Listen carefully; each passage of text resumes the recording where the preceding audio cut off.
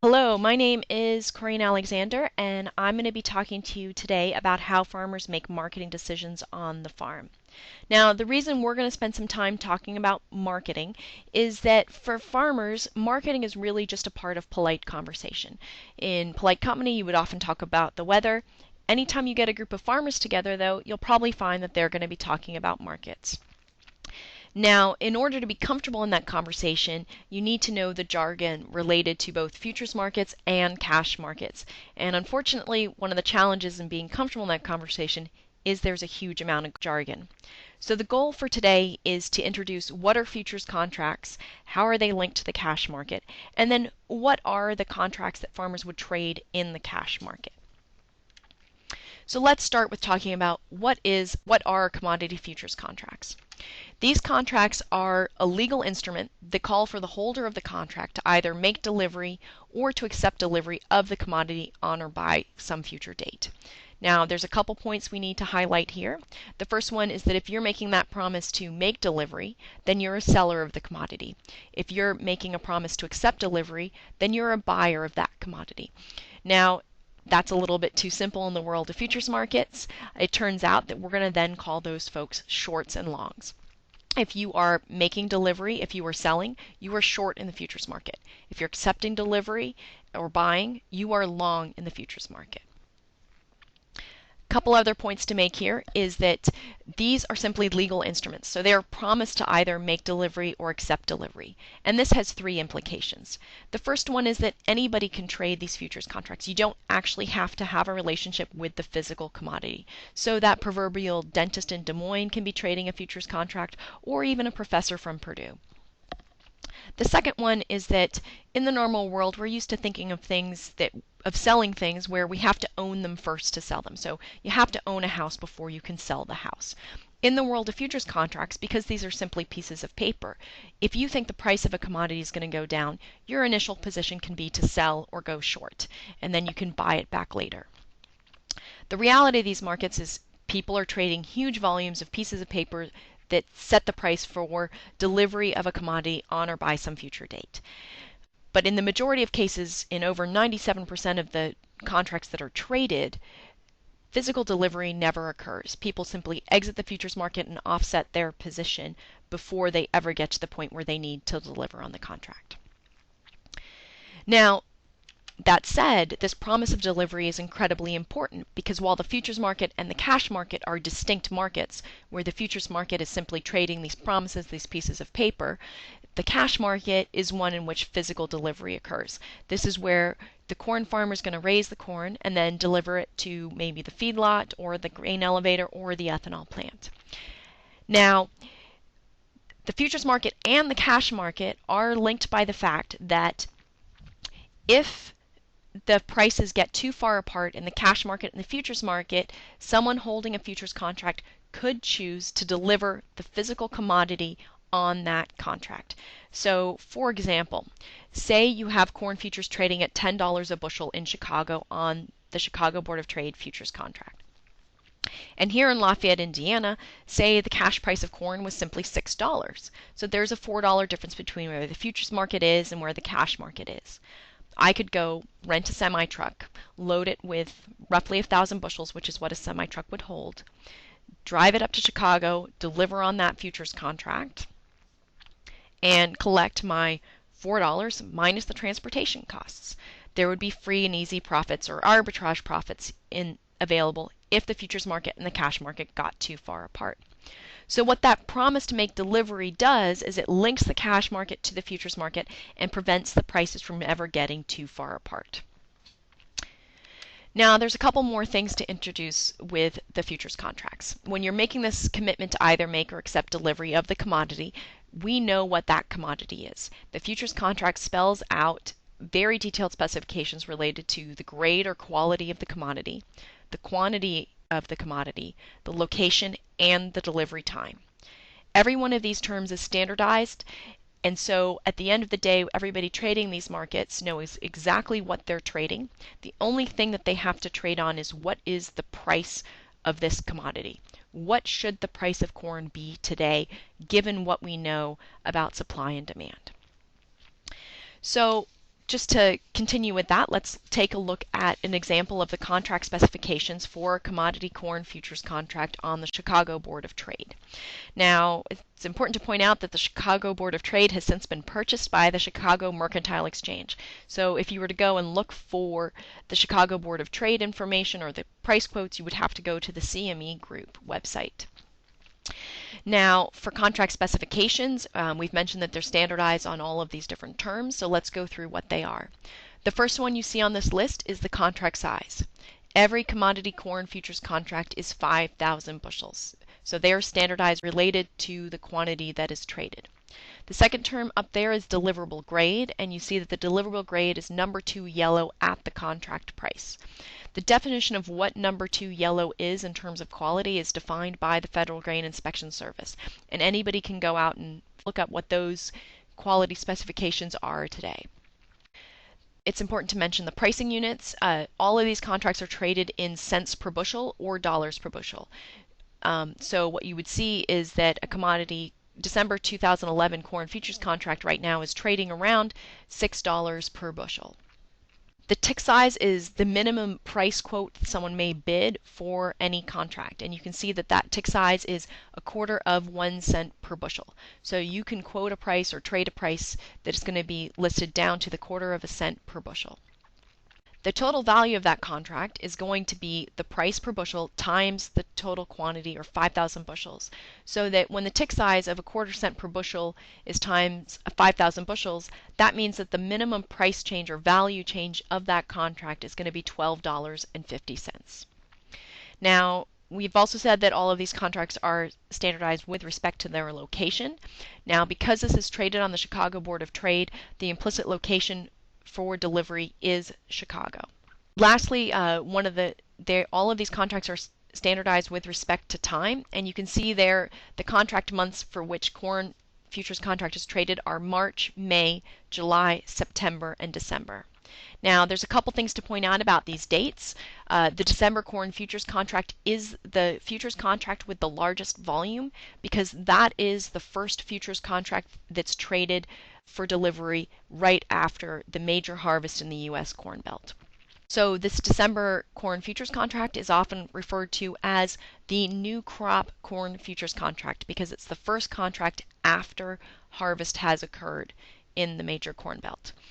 So after that December futures contract, you would then trade the March contract, followed by the May contract, followed by July, followed by September. Now, when you look at this, one of the things you might wonder is, why are we only trading 5 delivery months? Why aren't we trading all 12 delivery months? And one of the reasons here is that the goal of these commodity exchanges is to have as much liquidity as possible for each of these trading months. So if you have fewer delivery months traded, you're going to get more volume in each of these delivery months, which helps these contracts perform better. Now, there's 2 other things I want to highlight here. One of them is that daily price limit. So the daily price limit is set by the exchange, and this is the maximum price change that a contract can have in one given trading day. And you can see that for the corn futures contract, that daily price limit is 30 cents per bushel, which expands then to 45 cents or 70 cents per bushel if the market closes limit up or limit down. So when you hear folks on the radio talk about big moves in the futures markets, they'll tell you that the corn futures contract was limit up today. What that means is that the corn futures contract traded up 30 cents that day, or if the limit had been expanded, up 45 cents or up 70 cents. Now, once you get into that delivery month, there are no limits. So you can have much larger price swings in the delivery month. But what do we mean by delivery month? The delivery month for the December corn futures contract will be starting on December 1st of 2011 for the 2011 December corn futures contract. All right, so what you can see here is that there are a huge number of terms that are standardized for trading commodity corn futures. Everybody trading in these markets knows exactly what they're trading, and so at the end of the day, all they're trying to determine is what is the value or the price of corn today. All right, so how do these commodity corn futures contracts relate to the price that farmers get? The price that farmers get and the price that they care about is that cash price.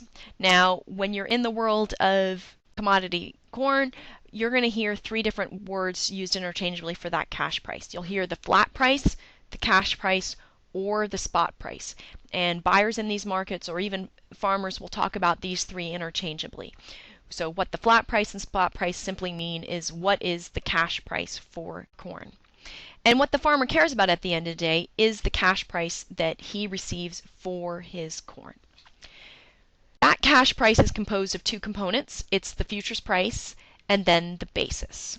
So we've already gone over what the futures price is. These are the prices that are determined each day as the commodity futures contracts trade. So what is basis? Basis is the difference between the cash price and the nearby futures price. So we take that cash price, we subtract off the futures price, and then we get the basis. Understanding basis is very important for anybody trading in these cash markets. I teach the Introduction to Futures and Options, and many of my students are hired by grain merchandising firms. These are the ADMs, the Cargills, all the large major grain traders, and they say the most important thing for their students or the people that they want to hire to understand is to understand basis. So with basis we have a lot of terminology or a lot of jargon. When the cash price is higher than the futures, we say that the basis is over. And we're going to have a basis that's a positive number. When we take cash minus futures, if cash price is higher than futures, we'll have a positive number for basis, and we'll say that the basis is over. What we're essentially saying is that the cash price is over the futures price. If, by contrast, the futures price is trading at a higher level than the cash price, we then say that the basis is under. The cash price is under the futures price. Now, this is the typical relationship of where cash prices are. They typically trade at some price under the futures price. So what does this mean? This means that we're in a world where, in general, we're thinking in negative numbers, which can be difficult. Now, there's a couple more ways in which people talk about basis. We tend to talk about basis as to whether or not it's relatively strong or relatively weak. The other thing is that people tend to think about basis with respect to what the basis has been historically in a given area. So say we're in central Indiana. At harvest in central Indiana for corn, we might expect a basis of about 25 to 30 under the futures price. If in a specific year you see that the basis at harvest is instead 50 under the futures price, then you would say that the basis is about 20 cents weaker than what you had expected, or 20 cents weaker than what it would normally be. We can also talk about basis from one region to another. Certain areas of the Corn Belt have a much stronger basis than other areas of the Corn Belt. For example, in Iowa, you might have a typical harvest basis of 40 under, whereas in central Indiana it might be 25 under. Or if you go to southern Indiana, which is on the Ohio River market, where there's great access to the export markets through going down the Ohio River to the Mississippi and out the New Orleans export markets, they might have a basis at harvest that's 15 under. So each of these markets, you would say that central Indiana has a stronger basis than Iowa, and southern Indiana has a stronger basis than central Indiana. There are certain regions of the U.S., like Pennsylvania, where there is strong demand for corn and not very much supply, where they tend to have a very strong basis. They might have a basis that's as high as 30 cents over the futures at harvest. Now, for the folks in Pennsylvania that would typically expect a very strong basis, maybe 30 over at harvest, if it's a year in which demand is weak or they've had a particularly good harvest, maybe their basis would only be a 10 over the futures. This would be a 10-cent weaker basis than they would typically expect. So when people talk about basis, they're always talking in this stronger, weaker language, where a stronger basis is any basis that's more positive or less negative, and a weaker basis is any basis that's less positive or more negative. And in general, what we're talking about, because we're in this world of negative numbers, is we're talking about a less negative or a more negative number for basis. All right, so why are we making such a big distinction between the futures price and the basis price and how they come together for the cash price? So in this example, what we want to do is say what happens if we price the futures and the basis at separate times, because this is something that farmers can do. So in this example, on December 10th, the May corn futures contract is trading at $5.83.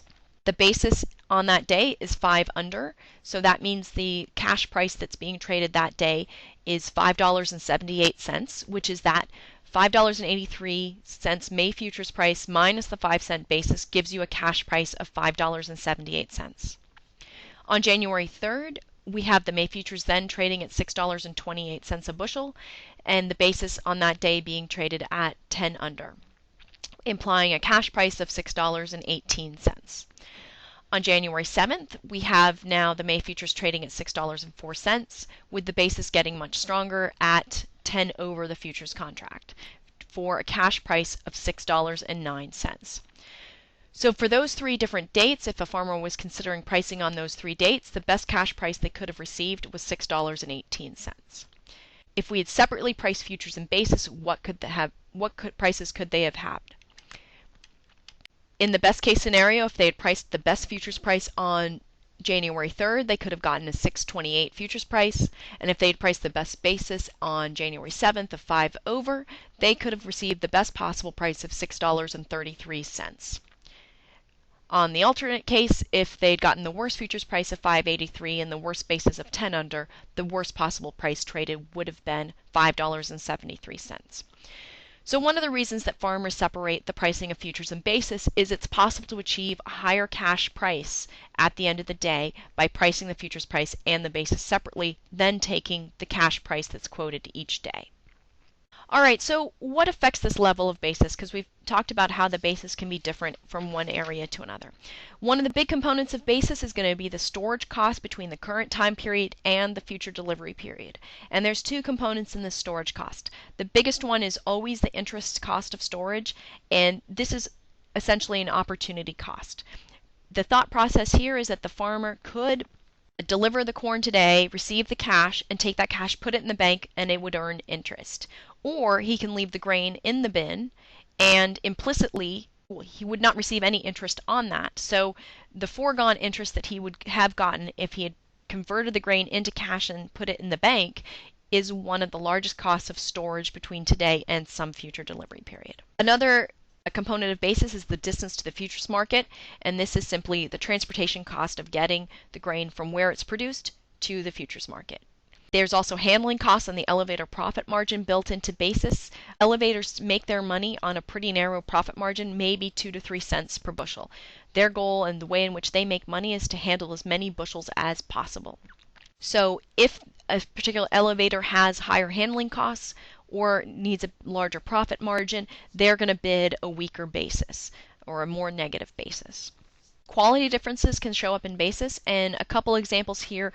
Actually, one of the best examples comes from the soybean market. When soybeans are produced up in the northern part of the Corn Belt, say Minnesota, they tend to have a lower protein content than soybeans produced in the southern part of the Corn Belt, say Indiana and Illinois, where they tend to have a higher protein content.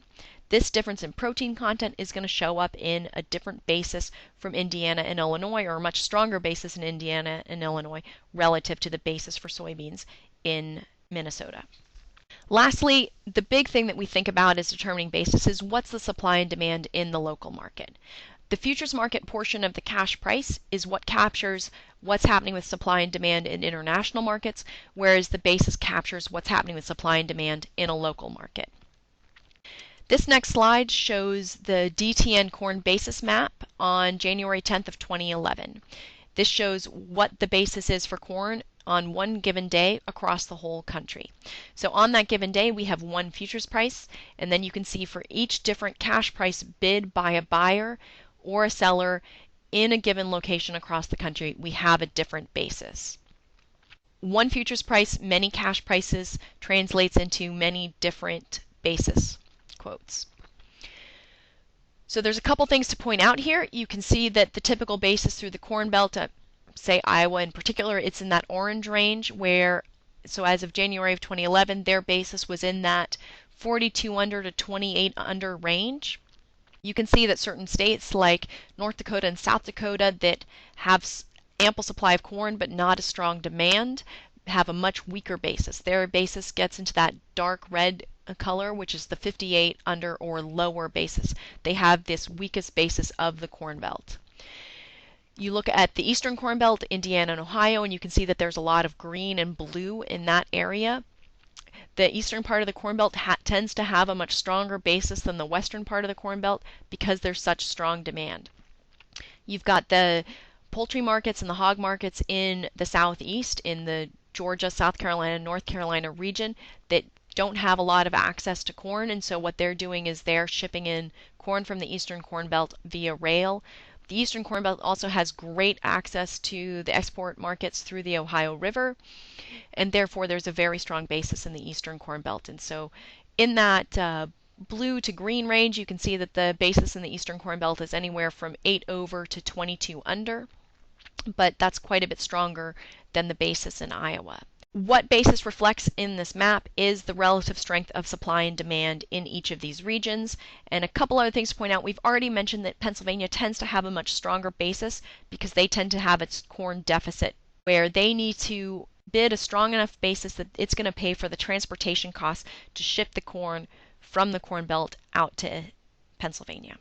So overall, the meaning of the local basis is that it's a good measure of supply and demand conditions in the local market, and a strong basis means that demand is strong relative to available supply. A weak basis, by contrast, means that demand is weak relative to available supply. A strong basis in terms of farmer is a signal that it's a good time for them to consider pricing some grain, either through the cash market or at the very least to lock in the price of the basis. So now we're going to stop and talk about the cash market alternatives that farmers can use at the elevator to price their grain. The first one that we're going to talk about, and this is a common one that's used, is the spot sale. This is where farmers deliver bushels at the spot price. And what you think about this is that what they've done is the farmer maybe is at harvest, he doesn't have a lot of storage, he's got a lot of grain he needs to take to the elevator, he loads it in his truck, drives it to the elevator, and delivers it for the price on the spot. So here's the grain, give me my cash. That is the spot sale. Another contract, and this is the contract that farmers are most likely to use when they're doing forward pricing, is the cash forward contract. With a cash forward contract, the farmer is going to negotiate the number of bushels in the contract, the delivery time, and the price for a forward time period. For example, maybe the farmer is going to go to the grain elevator and say, I want to deliver you 8,000 bushels of corn in late November for a bid that you're giving me of $6.20 a bushel. Now, one of the things that you're going to notice here in this example is that with a cash forward contract, farmers can bid any number of bushels. With the futures contract, by contrast, all those contracts are traded in units of 5,000 bushels. With the cash forward contract, there's no restriction here. A farmer can go and say, I want to deliver 1,000 bushels, 2,000, 3,000, 8, 16, any number. All right, so for a basis contract, this is one where the elevator buys the basis only, they establish the number of bushels, and they can negotiate the delivery date.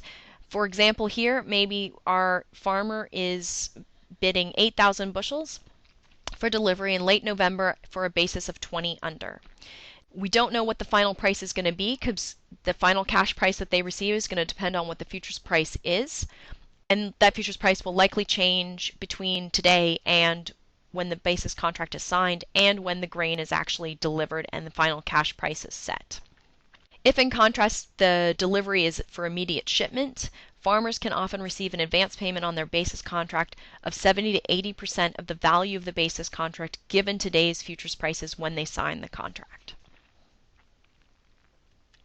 Another type of contracts that are used in the cash market are hedge to arrive or futures only contracts. Now, these contracts are designed for the farmer to basically place a short futures hedge, but to place it through the elevator where the elevator is selling the futures contract for the farmer. With a hedge to arrive contract, there is no basis established. That's going to be established on the final pricing date when the grain is delivered and the grain is priced. Producers often have the option to roll the futures to a later period. Now, as we've mentioned, you've got the futures contracts trading at a bunch of different delivery months. While a farmer might initially initiate a hedge to arrive contract for a December 2011 corn futures contract, they might in November say, you know, I don't want to deliver it later in February, so I want to roll my hedge to arrive December 2011 corn futures contract to a March 2012 corn futures contract. So what this allows farmers to do is if they see that there is a substantial premium for the March 2012 corn futures contract relative to that December 2011 corn futures contract, they can lock in that return to storage that's being paid by the futures market by rolling their hedge to arrive contract to a later delivery period. The main reason why farmers would use a hedge to arrive contract rather than going to a broker and hedging with futures directly is because through the elevator is going to pay all of the margin calls associated with that short futures position. Now, it's important to note that these hedge to arrive contracts created lots of problems back in 1996. With the drought, the futures contracts went to very high prices, and producers looked at the hedge to arrive price that they had already locked in and said, you know, I really want the higher price that's currently being offered by the market. I'm going to go deliver to a different elevator, and I will fail to deliver on this futures contract. Well, this ended up litigated in court, and what the judge ruled was that the farmers had signed a contract promising that they were going to deliver the grain at that hedge to arrive futures price, and therefore they had to honor their contract. Now, since that time period, everybody in the industry, both farmers and grain buyers, have come to an understanding of the obligations and responsibilities associated with the hedge to arrive contract, and there have not been any problems with these contracts since. So farmers who are interested in placing short futures hedges where they would then leave the basis unpriced find hedge to arrive contracts to be very attractive. The last type of contract I want to talk about is a delayed pricing contract. Now, what a delayed pricing contract allows a farmer to do is deliver the grain to the elevator, but leave the price and the basis open until a later date. So, title of the grain will be transferred to the elevator will own the grain, and will have full responsibility for maintaining the quality of the grain, but the farmer can choose to price the grain at a later date. And farmers tend to use DP contracts when they think that the price of corn is going to go up substantially between harvest when they deliver the grain and some later time period. Now, in general, the grain elevator is going to set a pricing deadline because they don't want to own the grain unpriced indefinitely, and so maybe that pricing deadline will be for this December 2011 harvest. Maybe it'll be March 2012 or May 2012. The farmer is going to have to price the grain by that time period. Now, who uses the delayed pricing contracts? In general, these delayed pricing contracts, or DP is what most folks will talk about them as, are usually offered at harvest, and they tend to be used by farmers who don't have any on-farm storage or maybe don't have enough on-farm storage. All right, so we've just gone through the 5 most common cash pricing contracts available in the grain industry, and this ends the first part of the marketing series lectures.